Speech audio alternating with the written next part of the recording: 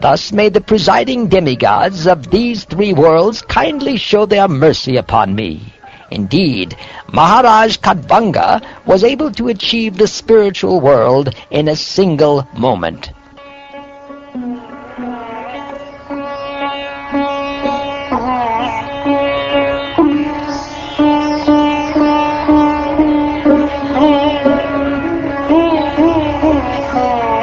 O Uddhava, his mind thus determined that most excellent Avanti Brahman was able to untie the knots of desire within his heart.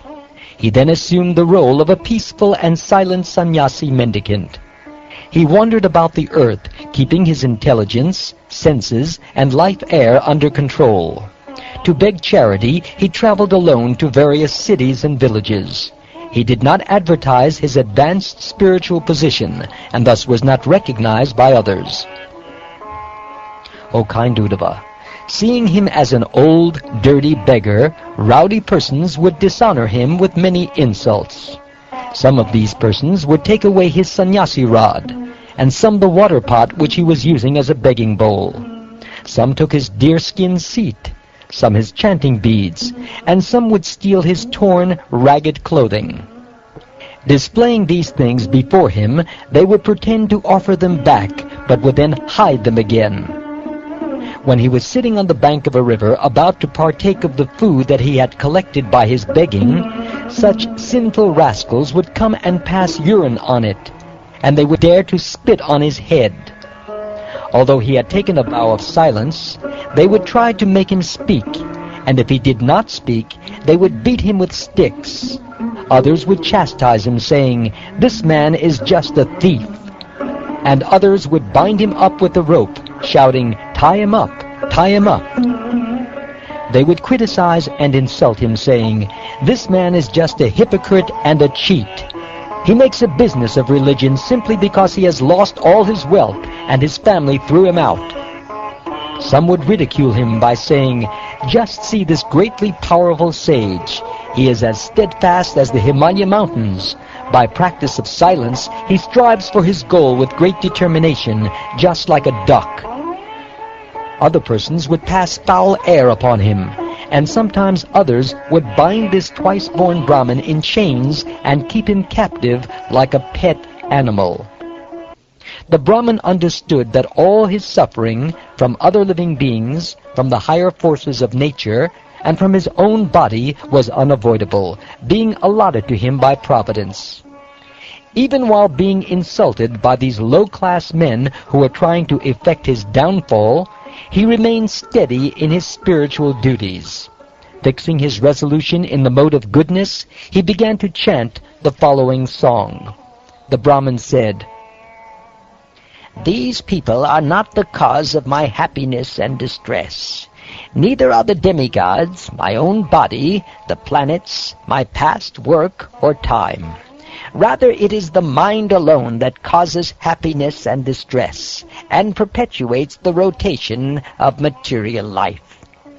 The powerful mind actuates the functions of the material modes, from which evolve the different kinds of material activities in the modes of goodness, ignorance, and passion.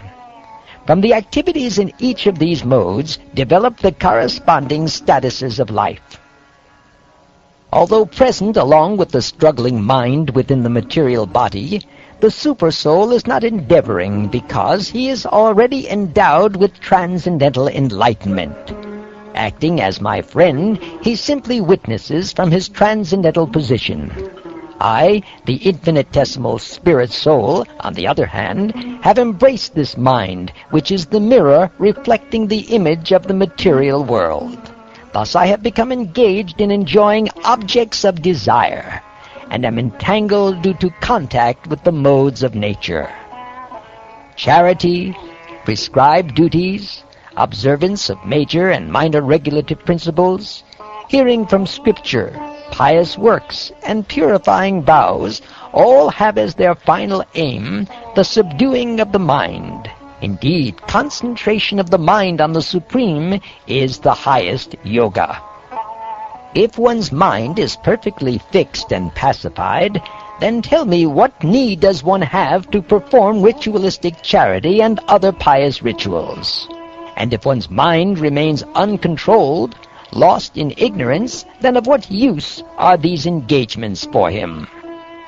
All the senses have been under the control of the mind since time immemorial, and the mind himself never comes under the sway of any other. He is stronger than the strongest, and his godlike power is fearsome.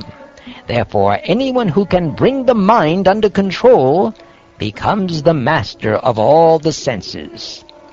Failing to conquer this irrepressible enemy, the mind, whose urges are intolerable, and who torments the heart, many people are completely bewildered and create useless quarrel with others. Thus they conclude that other people are either their friends, their enemies, or parties indifferent to them. Persons who identify with this body, which is simply the product of the material mind, are blinded in their intelligence, thinking in terms of I and mine. Because of their illusion of this is I, but that is someone else, they wander in endless darkness.